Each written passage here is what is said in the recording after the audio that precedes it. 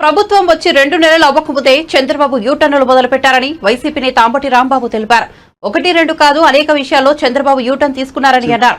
చంద్రబాబు అబద్ధంలో పుట్టి అబద్ధంలోనే జీవిస్తూ ఉంటారని పేర్కొన్నారు. సుమారుగా చంద్రబాబు నాయుడు గారు ప్రమాణ స్వీకారం చేసి నేటికి 40-50 రోజుల మధ్య అవుతున్నటువంటి సందర్భం. ఈ సందర్భంలో చంద్రబాబు నాయుడు గారు శాసనసభలో కానీ బయట కానీ ఆయన తీసుకున్నన్ని యూటర్న్స్, అది యూటర్న్స్ అంటం కంటే అసత్యాలు, ఎన్నికలకు ముందు ఒక రకంగా చెప్పటం, ఎన్నికల తరువాత అది కాదని దానికి భిన్నంగా ప్రవర్తించటం. 1-2 కాదు, అనేకమైనటువంటి పచ్చి అసత్యాలను ఈ కొద్ది కాలంలోనే నారా చంద్రబాబు నాయుడు గారు చెప్పటం చూస్తే చాలా మంది కొత్త వాళ్ళకి ఆశ్చర్యం వేస్తుంది. ఎందుకంటే మాలాంటి సీనియర్స్కి పెద్ద ఆశ్చర్యం కాదు. ఎందుకంటే ఆయన అబద్ధంలోనే పుడతాడు, అబద్ధంలోనే జీవిస్తాడు, అబద్ధంతోనే రాజ్యం వెళ్తాడు అనేది ఒక సత్యం, నగ్న సత్యం. అది ఒక విధంగా చెప్పాలంటే అది గిన్నీస్ బుక్ రికార్డు కూడా ఎక్కదగినటువంటి అంశం అనేది నేను ఈ సందర్భంగా చెప్పదలుచుకున్నా. నిన్నటి వరకు అమరావతికి 15,000 కోట్ల రూపాయలు వచ్చిందని డాంబికాలు పలికారు. వారి పత్రికలు కూడా డాంబికాలు పలికాయి. మొన్న ఢిల్లీ వెళ్ళి మాకేమీ ఇవ్వలేదనేటువంటి మాట మాట్లాడారు. 15,000 గ్రాంట్ అని చెప్పారు.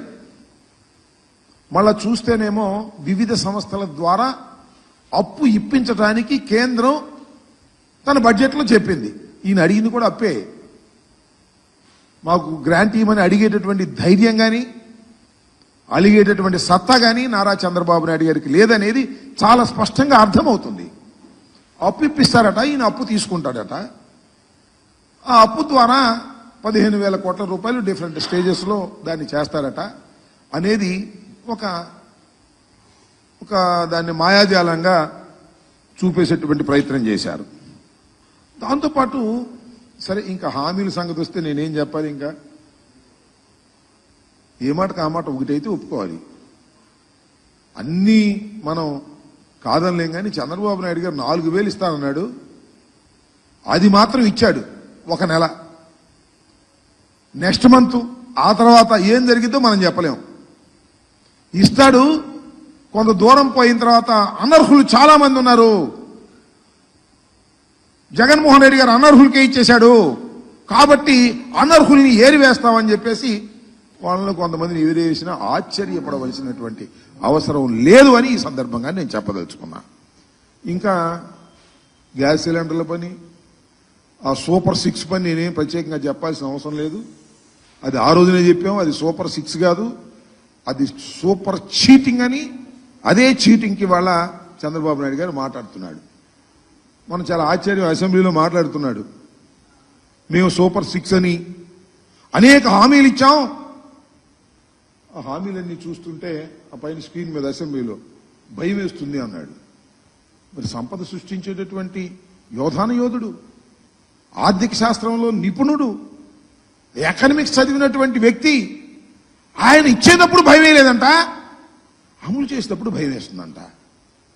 ఇచ్చేటప్పుడేమో జగన్మోహన్ రెడ్డి గారి కన్నా ఎక్కువ ఇచ్చేయాలి, అది అవుద్దో కాదో తెలియకోకుండా ఇచ్చేసేయటం. ఇప్పుడేమో మాకు అవి చూస్తుంటే భయం వేస్తుంది అనేటువంటి మాట మాట్లాడతాం. ఎన్నికలకు ముందు ఇచ్చి మాట, ఎన్నికల తరువాత భయం వేస్తుంది. సోదరులారా, ప్రజలారా, మీరే ఆలోచించండి అని అంటున్నాడే